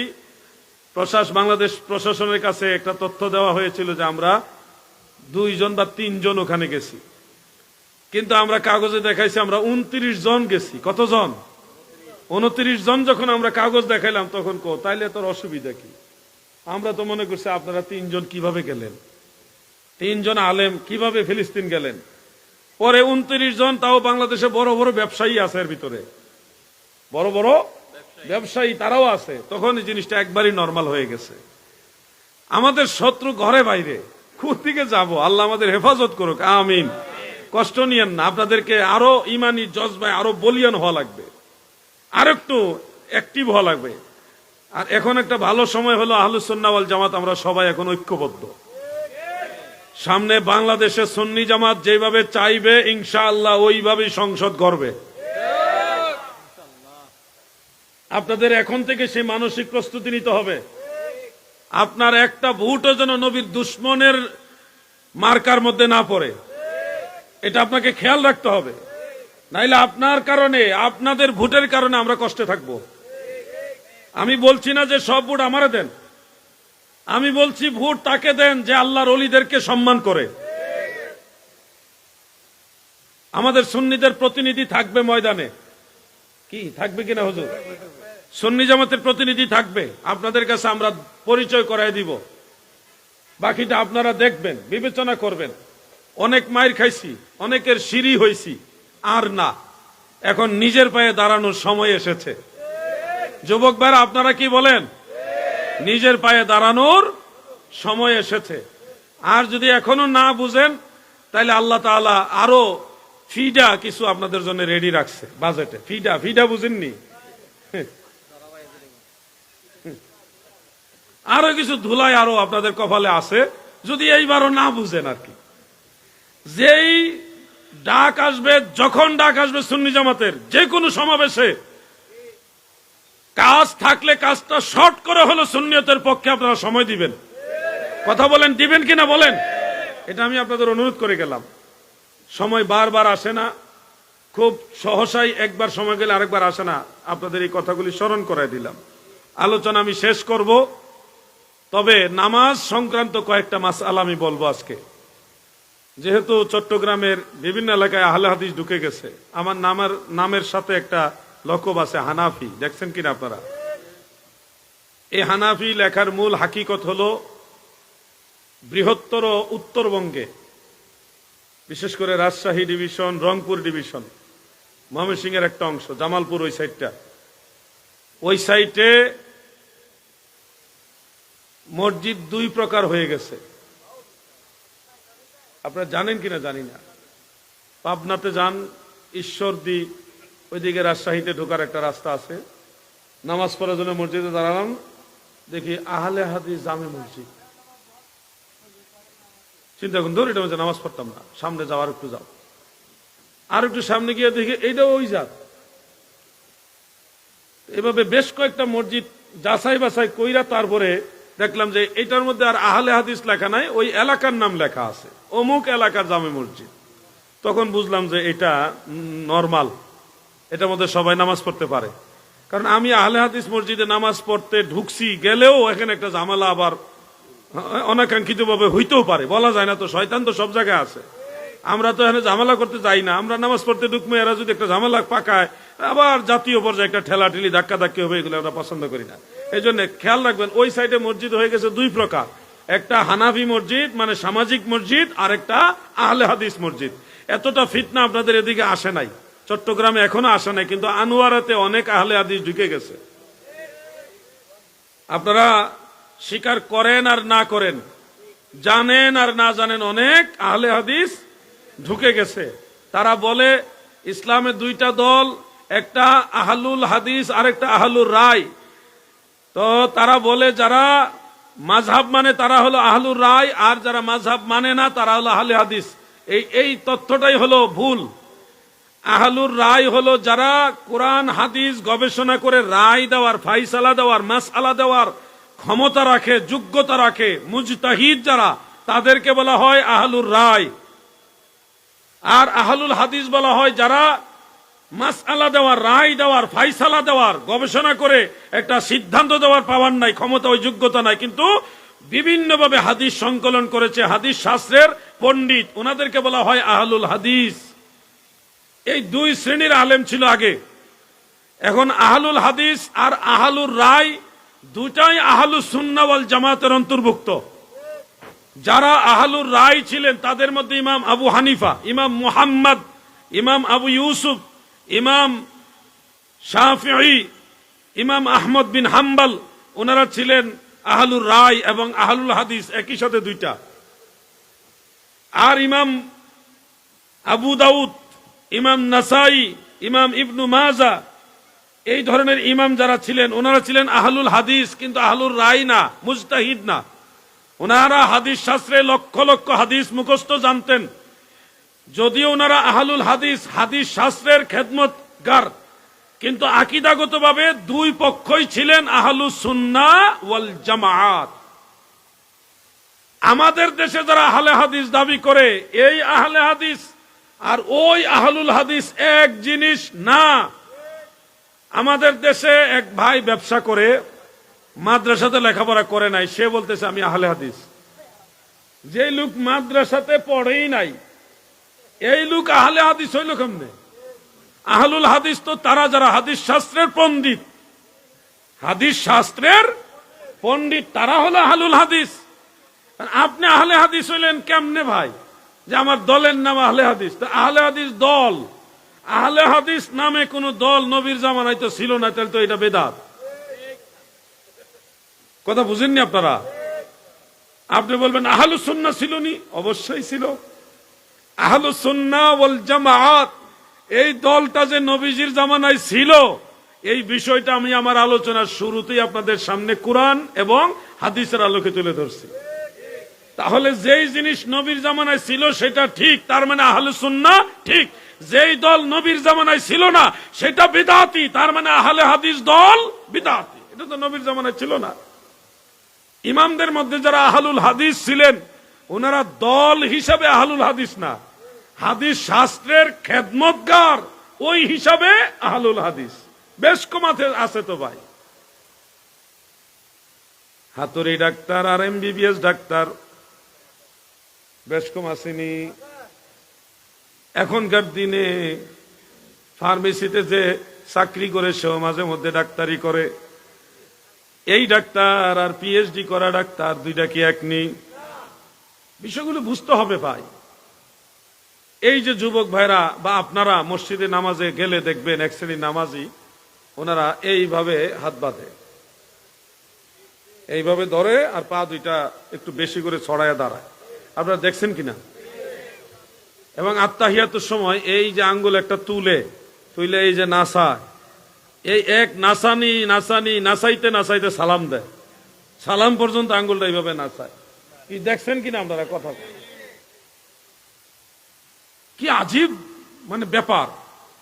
নামাজে কোথায় হাত বাঁধবো এটা তো হাদিসে আছে। আমরা যে নাভির নিচে হাত বাঁধি, যারা বুকের উপরে হাত বাঁধে তারা কোনোদিন বলে যে আপনার একটা ঠিক এরকম বলে? বলে কিনা? বলে না। তারা বলে আপনার বাপ দাদার নামাজ ভুল পড়ে গেছে, আমাদের বাপ দাদার নামাজ ভুল ছিল, একটা ফিতনা লাগায়। আর আমাদের বক্তব্য হলো হানাফি মাযহাবের মুজতাহিদরা রাসূল করিম সাল্লাল্লাহু আলাইহি ওয়াসাল্লামের হাদিস শরীফ সমূহ গবেষণা করে দেখেছেন, নাভির নিচে হাত বাঁধা সংক্রান্ত হাদিসগুলো এগুলি অধিকতর বিশুদ্ধ। এই জন্য এইটার উপর ওনারা আমল করছেন। মারহাবা বলেন। এমনকি আমাদের মাযহাবের ইমামগণ ছাড়াও অন্য মাযহাবের ইমামরা পর্যন্ত বলছেন নাভির নিচে হাত বাঁধার হাদিসগুলি শক্তিশালী। যেমন আমি দুইজনের নাম বলে দেই। একজন হলো ইমাম বুখারী রাহমাতুল্লাহ আলাইহির উস্তাদ ইমাম ইসহাক ইবনু রাহওয়িয়াহ রাহমাতুল্লাহ আলাইহি, উনি হাফেজুল হাদিস। উনি বলেছেন নাভির নিচে হাত বাঁধার হাদিসগুলি আকওয়া, অধিক শক্তিশালী। দ্বিতীয় হলো হাম্বলি মাযহাবের বড় একজন ইমাম, ওনার নাম ইবনুল কাইয়িম আজ-জাওজিয়্যাহ। উনি ইবনে তাইমিয়ার ছাত্র ছিলেন, হাফেজ ইবনে কাসিরের ক্লাসমেট ছিলেন। হাফিজ ইবনুল কাইয়িম আজ-জাওজিয়্যাহ তিনিও নাভির নিচে হাত বাঁধার হাদিসগুলিকে অধিকতর মজবুত বলেছেন, গ্রহণযোগ্য বলেছেন। আমাদের মাযহাবের ইমামরা তো বলছেনই যে নাভির নিচে হাত বাঁধার হাদিসগুলো অধিকতর বিশুদ্ধ। অন্য মাযহাবের ইমামরা পর্যন্ত নাভির নিচে হাত বাঁধার হাদিসগুলোকে অধিকতর শক্তিশালী বলেছেন।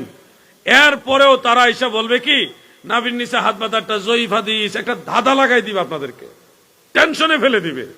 আমার দাদু ভাইরা গো, ইনসাফের কথা হলো, ইনসাফ মানে কোনো দলাদলি না করে নিরপেক্ষভাবে আমানতদারিতার সাথে ইনসাফের কথা হলো বুকের উপরে হাত বাঁধার যেই কয়টা হাদিস আছে কিন্তু একটা হাদিস শরীফও সহিহ না, একটাও সহিহ না। কিন্তু নাভির নিচে আমরা যারা হাত বাঁধি, আমাদের এই আমলের পক্ষে আমার জানা মতে 9টি হাদিস শরীফ আছে। কয়টি? এর মধ্যে 5টা হাদিস শরীফ হাসান সহিহ, আর 4টা হাদিস শরীফ হলো দুর্বল। 4টা দুর্বল, 5টা হাসান সহিহ। যেখানে সহিহ হাদিস আছে ওইটা ভালো না যেখানে একটাও সহিহ হাদিস নাই ওইটা ভালো? কোনটা ভালো? আমার কথার জবাব দেন আপনারা। যেখানে সবগুলি দুর্বল ওইটা ভালো না যেখানে সবলও আছে ওইটা ভালো?